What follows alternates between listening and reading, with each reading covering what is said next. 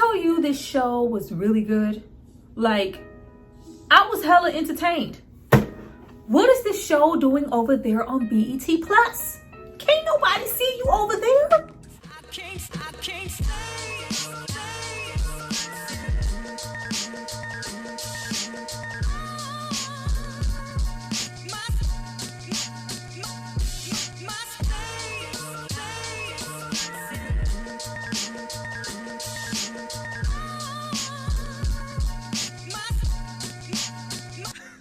Hi you guys, welcome back to my channel. It's Tyra here with another struggle review, here to discuss Average Joe. Now this series is available on BET Plus and it stars Deon Cole. Now before we get into all things $10 million in a Lamborghini, I need you guys to drop down and subscribe to my channel and like this video. I'm going to give you guys a moment to do that, then we're going to come back and discuss how there is absolutely nothing average about this show. I'm just so disappointed on where it's located. If this show was not recommended to me, I would not have ever seen it. Go back.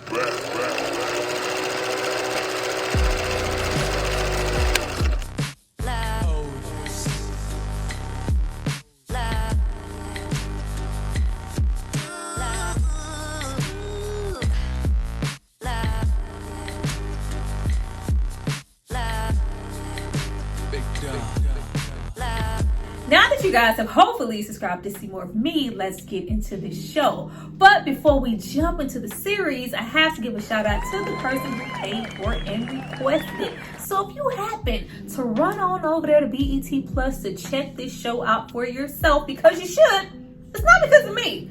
It's because of this person right here. Thank you so much for supporting me and paying for this content. Now, this series was created by Robb Cullen, who has created and written things like Cop Out, Once Upon a Time in Venice, a series by the name of Lucky. None of these which I have saw. I had absolutely nothing to go off of except for the familiar faces that were here, like actor Deon Cole. Do I really want to watch an entire series, dark comedy, surrounding the character of Deon Cole, who has really never been given a lead role, always plays a side character, probably most known for portraying the character of Charlie on Blackish, as well as all of the stand-up specials that he has had throughout the years? The answer is absolutely yes. Not only did he show up along with the rest of the cast in the best possible way ever, but he showed up in a way to make me as a viewer go, why the hell y'all been keeping him in the back for so long?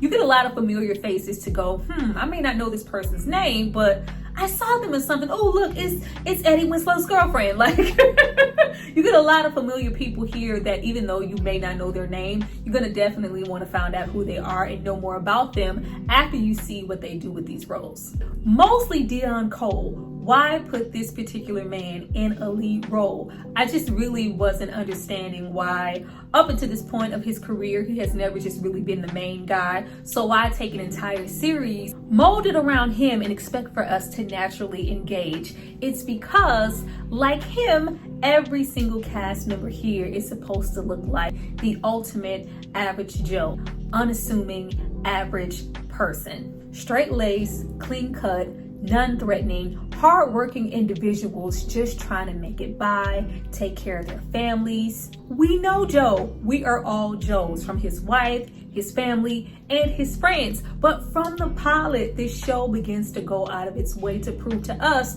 that any one of us, us average-ass people, can be capable of so much more if we are pushed beyond a certain point.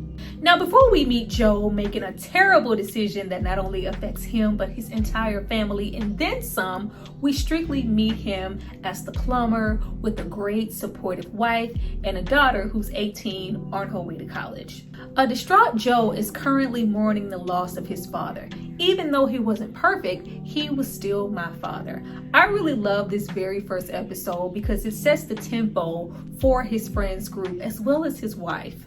Even though our wife Angie would love and support us to no end, our friends group selfishly doesn't really care about the father's passing. Everyone is thinking of themselves, their dilemmas, their habits, and their wants. And I love the way that the show subtly tells us who these people are episode 1 without really having to do too much of anything. The way that we have Kathy coming in, I'm not going to get a flower arrangements to pay my respects to their father or anything, but yeah, I can put my name on somebody else's. Then you have the likes of Leon and Touch arguing over who gets to get these season tickets to the Steelers games now that the father is dead. Now, wife Angie is a peacemaker who keeps them all together. She's a devoted wife and mother, even though she is currently suffering from an autoimmune disease that's getting the best of her, as well as their family.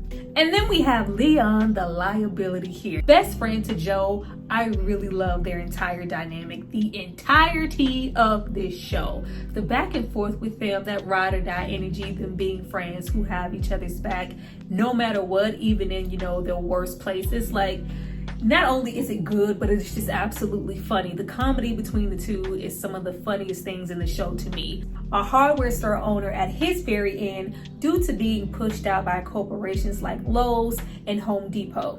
Not only am I struggling financially, but I'm also struggling within my marriage, often being controlled, submissive, and challenged by my wife, Kathy. Now, Kathy is a piece of goddamn work.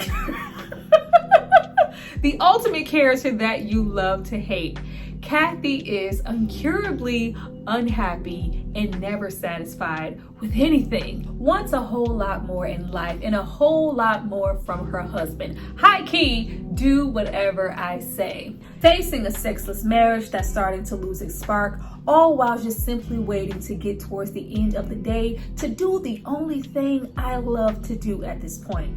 Watch and obsess over criminal First 48 crime TV shows. For Touch, who appears to be the bachelor in the group, as well as just a devoted officer trying to do his job, he just happens to be hiding a deep, dark secret as well, trying to maintain appearances not only with his friends and family, but also at work, due to him being a very, very intense drug addict.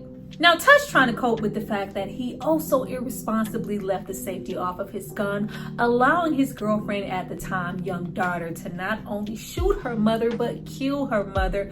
But Touch decides to cover it up, to cover his own ass. And lastly, we have the teenage daughter, Jennifer.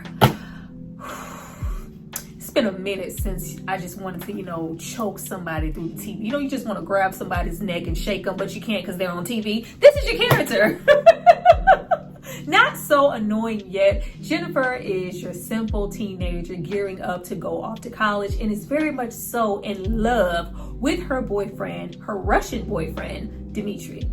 Now, Joe's life is turned upside down once he realizes that his average Joe father of Teddy, who is just supposed to be your simple everyday tow truck driver, has been working with the Russian mob for years. But Teddy, wanting his piece of the pie after all of these years, decides to steal $10 million along with a Lamborghini. But as they search for Teddy in these things, Teddy just so happens to blow up and kill himself in a fire. If Teddy had died in any other way except for a fire, I would have maybe believed that he was dead. If we could have had an open casket situation, I would have let them have that. But no. With what we learn about Joe's father, Teddy, the way that he moved the entirety of his life and the way that he treated him as a kid, I don't put it past him putting his son through all of this just to get to that money himself and fake his own death. Like, Teddy not dead. Teddy is not dead. I was literally waiting this entire show just for Teddy to roll up like, so you got the money, son? Like, he's coming. And I don't know if it's season 2 or what, because we never see Joe's father. I don't think we ever saw a picture. We never saw his face. We even hear him mid-conversation. But we only see ashes. He ain't dead. In the meantime, it is left up to Joe to deal with these problems that have came to his doorstep via the Russian son, Dmitry, who has been pretending to be all in love with Joe's daughter just to get closer to the family, just to see where that $10 million may be. Now it's at this point that Joe becomes a lot more than average Joe, deciding to put some money before his life as well as his family's. We have Dimitri and a fellow Russian roll-up. It is so many Russians here in this show. The way that the Russians behave here, it is like borderline parody. It's still enough just to take them seriously, but with the accents and, you know, the menacing figures that they are supposed to be versus the behavior that we see in correlation just with the themes of the show, it's funny. Threatening Joe's life. Open this safe. Joe swears to God and Jesus and everybody else on the boat that he does not know the combination to this safe. His wife, his life, and his daughter's life is on the line. The way that this light bulb goes off in Joe's mind, and it's just versus what's at jeopardy. Yes, I do have what I love the most, my family sitting on this shoulder, but there is also this aspect of this newfound money. Instead of giving the combination to this safe, I would much rather keep it for myself and flat out retaliate. Joe instantly out of nowhere catches two bodies like... It's so good and it's so believable because you really see him as who we met him as. A father, a plumber, a husband. That is simply it. But when push comes to shove, we really don't know what any of us are capable of. So even though Joe was fighting for his life, we still put our family's life in jeopardy just for the aspect of what was in that safe, which was money. But if there's this much money here, there has to be a whole lot more where that came from. Not only that, but my buddy Leon has rolled up. Leon, who is absolutely not a voice of reason when it comes to money. I love when Leon rolls up and he takes the phone out of the dead Russian's pocket. He's like, yeah, I'm taking this. This is for you trying to rob my friend. Like, from this moment on, it is pretty much a fool's gold situation. The both of them trying to be in search for this money. I just love how right off the bat, there is such a sense of desperation. It very much so reminded me of Set It Off, you know, to watch these average, everyday, normal people just later on in these episodes become something completely different, all because of money. Why not take this opportunity? Now, 2 of them taking this opportunity becomes 3 when we have Touch, the cop, roll up. Now, the cop is gonna roll up and do the right thing, right? Absolutely not. You know, I want some money and I want the tickets. If we're gonna do this, we are gonna do this together. Once again, that desperation. Not only is he coping with his own addiction, but I am a low-level cop. I'm working the beat. I have never moved up. They never acknowledged me. I love how we have Joe and Touch like, Leon, don't tell Kathy. Like, wives is one thing, but yeah, your wife, do not tell your wife. It just feels like right off the back, they knew her well enough to be fearful of how she would react. Only problem is, in that moment, we didn't think of any ramifications that were going to trickle down from those murders. And Dimitri's father, Nikolai, this sick psychopathic individual, just happens to be the head honcho, who is ready to snatch any and everybody to find out where his son is, who murdered him, so he can retaliate. The characters are really relatable. You see yourselves in them, so you want them to win, even though you already know this situation is pretty messed up. But they don't give us any false hope that, you know, our guys might be smarter than the average bear. Like, no. These are amateurs all around, setting themselves up for hella failure, and we are gonna go on this roller coaster ride with them. But we have him, you know, make it very, very clear that this isn't the guy that you thought it was. Not only was he going to kill me, but he was going to kill you. This was all a front, a fake, and she just doesn't get it. Like, the show does push it for quite, you know, some time, longer than I ever just actually wanted them to the point that I really didn't like Jennifer, and I just had to warm up to her character because, girl, get in the basement, go down there. She was becoming just as much as a liability as goddamn Leon. Now, every single episode is so well written. There is so much going on, and the pacing is really, really good. It's way too much to express in a quick single video. The show was really, really engaging. Like, I was surprised. I was like, this is BET? As far as I was concerned, like, BET has just become Tyler Perry Central. I know the Sisters Oval, I don't know, just all of his little shows are over there, so it's not really where I go to check to find anything engaging to watch. To watch Joe, his family, and friends get in so deep with this situation to the point that it's just like, we couldn't even go back if we wanted to.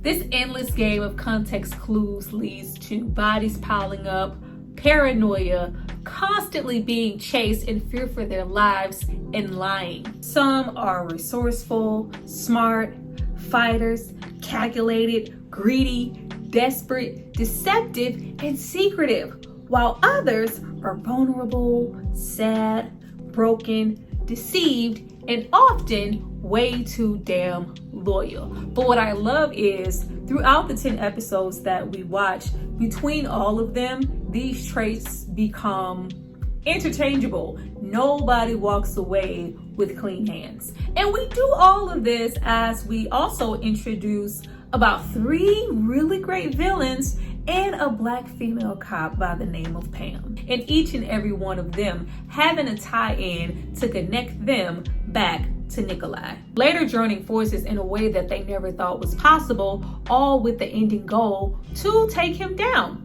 Now, the sadistic Russian not only has ties to Joe's father, but he also has a strong arm in this community, using what's nearest and dearest to them, the mother, a father, a daughter, a son, to control these people into doing whatever he wants them to, whenever he wants them to. The show does a very good job of villainizing him, kind of building up this allure around him as to say, how the hell is average old Joe supposed to defeat and take this man down? They also do a really good job of displaying that even though at this moment he has all of this control over everyone, you also notice that he is creating enemies, never expecting anybody to uprise, like the likes of Arena. Arena was a great character. Arena took me back to the T-1000. It was giving Terminator energy. Her motivation being pretty much this ex-assassin of his who wants to go off and live her best life, take a break. It was very Kill Bill.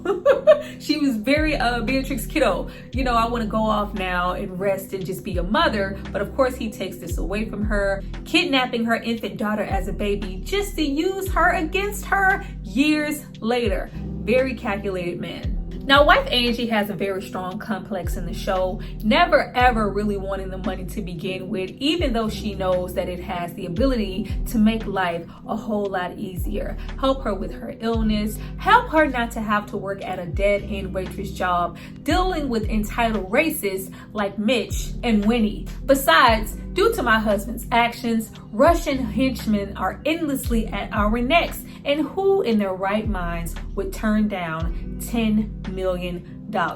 Me, that's who. Angie from the very beginning has always been content, for better or worse, with her life, with her husband, and with the role that she plays. She feels smited, hurt, and let down by the fact that her husband is allowing what he wants to trump what she feels like is best for her family. Are you saying, as my husband, that who I am and what we have isn't good enough for you anymore? Because that's what it sounds like.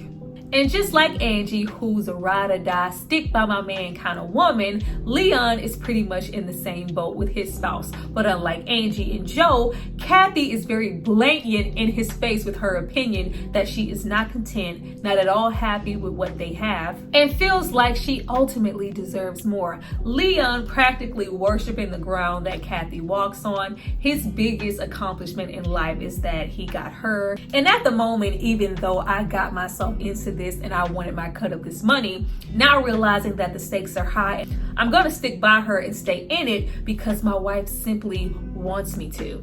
And what she says goes. Not only that, but my best friend Joe wants this money as well. I would never leave his side and I'm gonna always stick by him. Leon gets to go through this whole arc of not being the smartest, the most imposing, the most opinionated. He is just simply a husband and a friend, often getting the group into situations, take a severed head and leave it in the middle of a goddamn golf course to be caught and found out by the freaking police. Leon can also steal things off of bodies like cell phones, watches that are traceable, as well as buying a distinctive brand of peanut butter from a store on camera that is hella traceable. It gets to a point to where it's not if and when Leon is gonna mess up. It's maybe we shouldn't even let you do shit because we know that you are. Leon goes from this over time to really figuring out his place and who he is in the friends group. I'm not a liability, I am an asset. But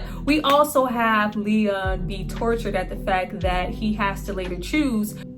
Now, I identify Kathy as kind of our third strong villain in the show.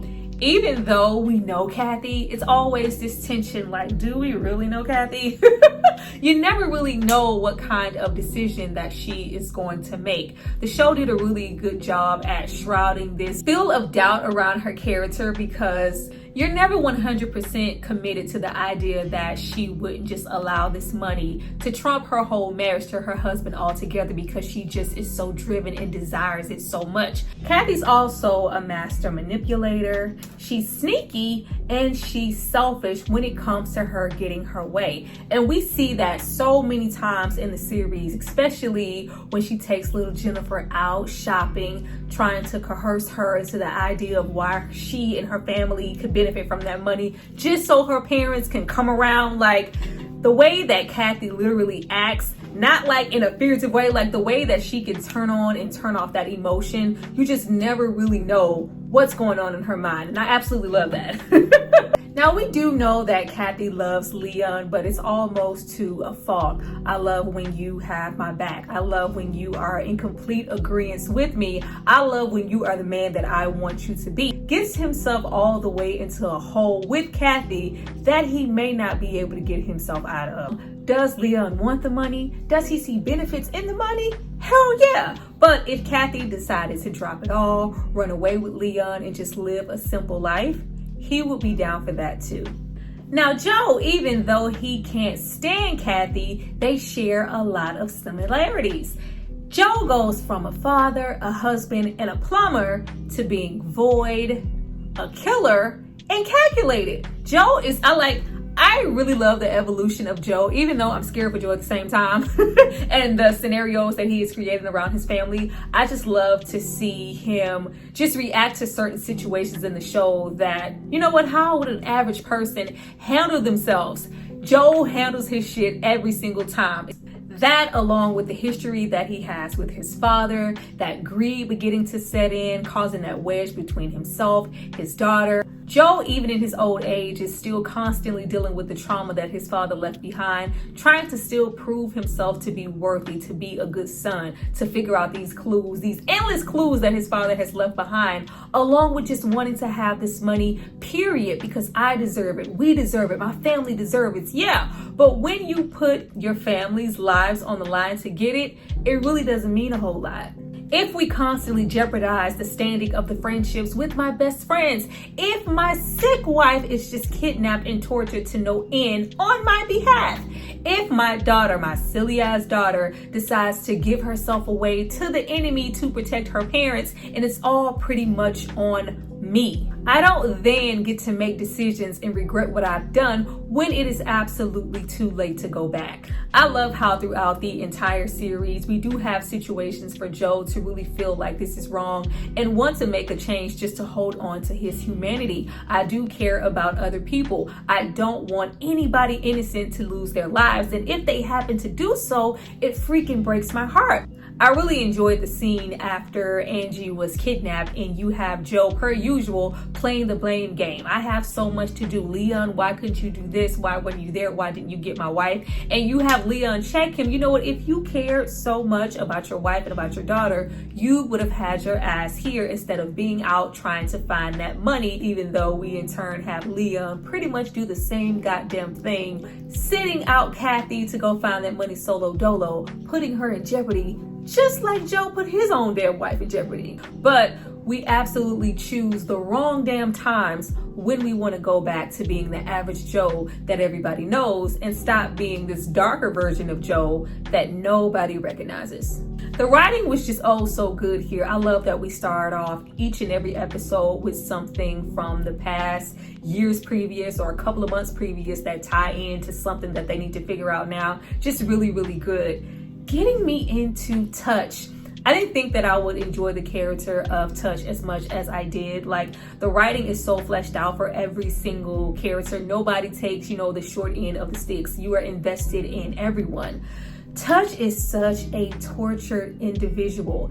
Even though he is in one of the most depressing, saddest spaces in his life, he still is managing. Like, even though you don't want to see him in the bouts of his addiction, have to resort to doing all kind of weird things to try to draw everybody's attention away from not only is he an addict, but he is a police officer doing illegal things, trying to cover his ass, as well as his friends, for murder, kidnapping, and looking for extorted money. The guilt that Touch carries around with him every single day on his shoulders makes you see eye to eye with him instantly, because who throughout their lives haven't had a moment of just feeling really guilty and wishing that they could take something back and they just can't. And just like most of our people here, Touch is not 100% the best person. He's not, an upstanding good man, but that could go for everybody. I love the complexities in the characters just to show that no person is all good, no person is all bad. Everybody has flaws. Not one person in this show doesn't have a moment of bending things to benefit their will just to get what they want. Like, oh, then you have everything just constantly on Touch's neck because we throw in a character like Pam. Love Pam. I didn't think that they were going to do anything with the character of Pam outside of her being, a black, high-strung, dedicated detective in charge of this case. But to have her character tie in with the likes of Nikolai and the history with her mother and just all the lies. There was just so much deceit happening. But to have a character like Pam relentless in her pursuit of Nikolai to get her mother out of prison, you just love everybody here, even at their worst. When I tell you Pam kept her whole entire foot on the back of Touch's neck the entire show, like I cared enough about Jennifer as their daughter to, not want anything to happen to her, but I just felt like she was annoying as hell and I just wanted her to be locked up. I just wanted Jennifer's ass to be locked up. Like the introduction or, the plot twist of Jennifer actually being pregnant. It wasn't surprising to me. I actually, low-key saw that coming. Now her swapping out herself for the likes of her parents, fucking up the rotation. I did not expect that, but Jennifer's character did come around and, finally understand why her father did what he did and it was necessary. My boyfriend, you killed my boyfriend. I loved him. I love him. Girl, shut up. You know what? Even though he maybe was the love of my life, if he was going to kill me and my father, it was probably best for my dad to take him out. Like you think, but her being conflicted for a majority of the show, like child, when she ran into that goddamn police station about to give up information, I was like, sit down.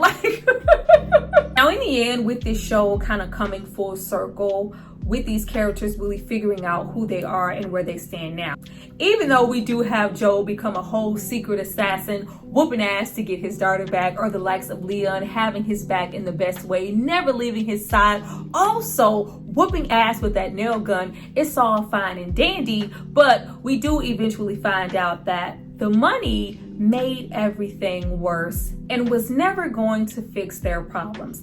I hope the gunfire moment, I don't want to say it on YouTube, but the gunfire moment for Touch was not real. I'm hoping that it was a fake out. Touch wanting that money for a selfless reason in his eyes, trying to make up for what happened with his ex and his daughter. Maybe I can buy my way out of this situation. Maybe I can help her in this way. When the mother says, get off my property, do me a favor and just go yourself, just go away. Everything that Touch has done in the show to try to drop his habit, work on himself. Like the moment that Leon acknowledges the fact that you weren't fooling anybody. I always knew that you were an addict, but I love you. You're my brother. Like you don't have like, oh, I was like, it was just so deep. There's so much brotherhood here, but just thinking that may not be enough for him, and just to think that Touch might have taken himself out is just absolutely crazy, especially when we see that even at his worst, he is just so freaking resourceful. He cares so much for them, him working extra hard to do his due diligence to get that information out of Pam's mother. Like it was, you see so much potential there in the type of man that Touch could be, even though he made a mistake. So I'm just hoping that that's not what I thought it was. And then we have Leon. I always felt like Leon kind of low-key put the nail in his coffin when he made that decision to go with Kathy and take that Lamborghini to the chop shop for money and keep it a secret rather than, sink it in the river or whatever. Like, just him opting to get into that secrecy with Kathy and take her side no matter what, to prove that he's not Joe's lackey or her lackey. I am my own man, even though I am going to follow you to the ends of the earth. Like, no, I do take their backstory into heavy consideration. Not being able to conceive a child, well, so much so on Kathy's part, and I love the way that he takes the blunt, like, for that, saying that it's his fault that they can't conceive when it is actually Kathy's, or even the moments where he directly steps in front of a gun for her. He loves her so much, but you were just kind of dying inside at the fact that that just wasn't enough for her, and just really wanting Leon to acknowledge the fact that she's never going to be satisfied. And you catering to the likes of Nancy Drew doesn't make this situation any better. Once we have her discover, all the drugs and decide to go off on her own to sell them, the whole ending with the cop, her getting shot, maybe losing her life. We really don't know what happened to Kathy exactly. Like the finale episode was really, really good. But just to find out that the little seedy drug dealer just happened to be a police officer, and now Leon Solo Dolo has caught a body. And we may have lost the woman who means more to us than anybody in the world. If Leon has lost Kathy, Leon is going to lose his freaking mind. Like, you seen how Leon rolled up with the gun? Leon is getting real ruthless outside. Everybody has changed so much. We hate to see it. Now, Kathy, do I believe that Kathy is dead? I don't. It would work really well for dramatic effect just to see who Leon is without Kathy and how he would deal with that, because she is, in so many words, the brains of the operation. But I can't really just see the show without her. Picking up an addict to test out the product, finding the buyer, sniffing it herself to keep up the appearance that, she's legit, she isn't a cop. Just at that moment opting to really be a whole dealer out here. I want all the money for myself. The acting was on 10. I love when the officers pulled her over and she's almost caught high on a bench in the parking lot, and she literally turns that shit on and turns it off. Kathy is a whole menace out here.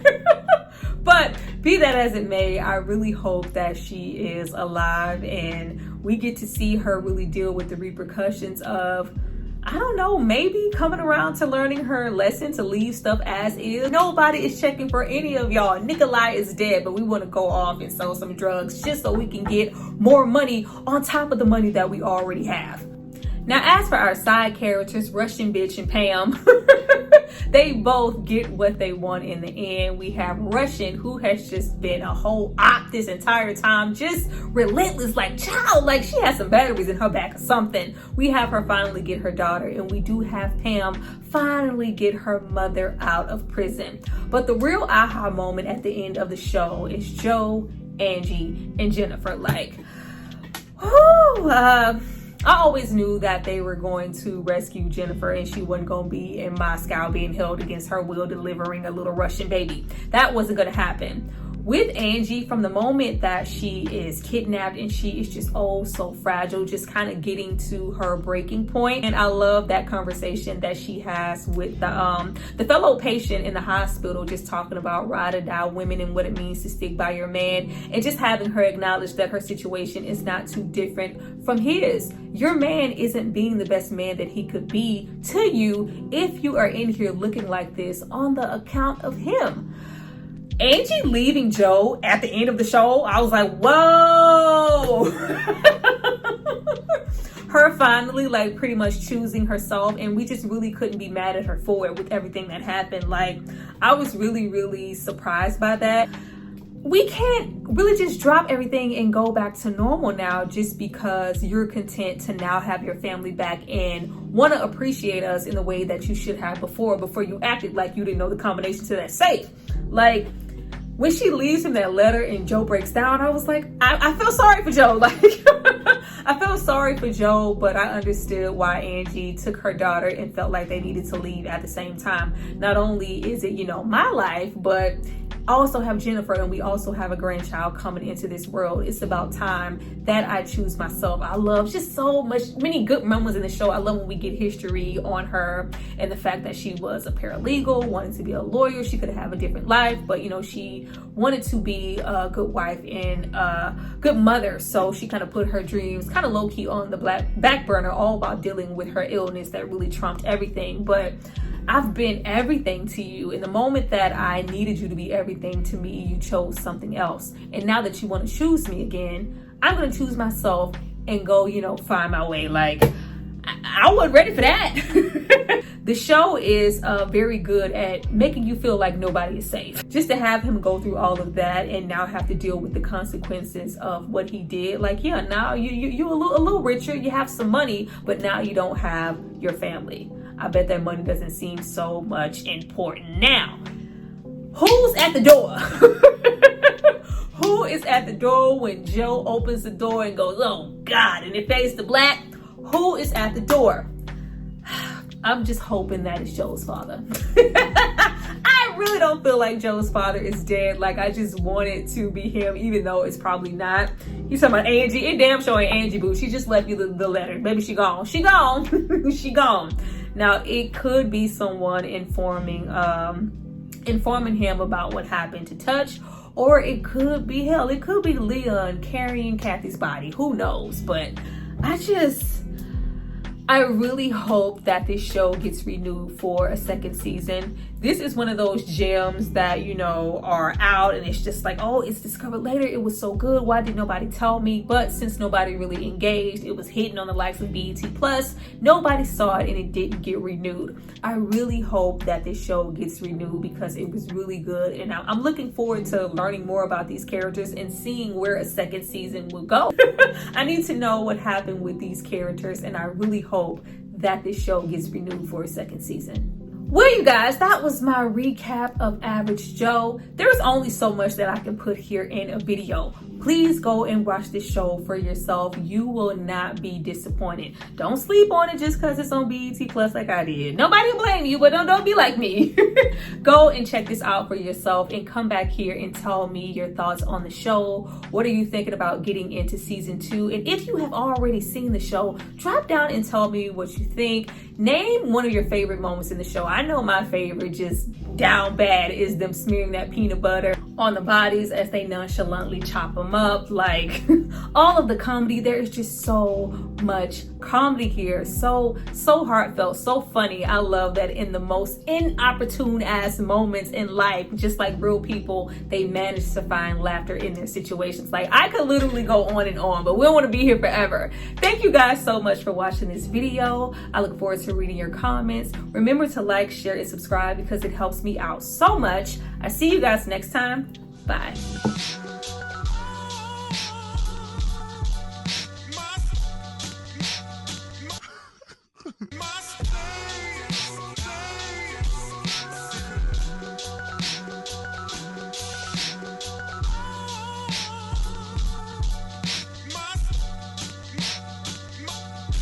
Commissioner!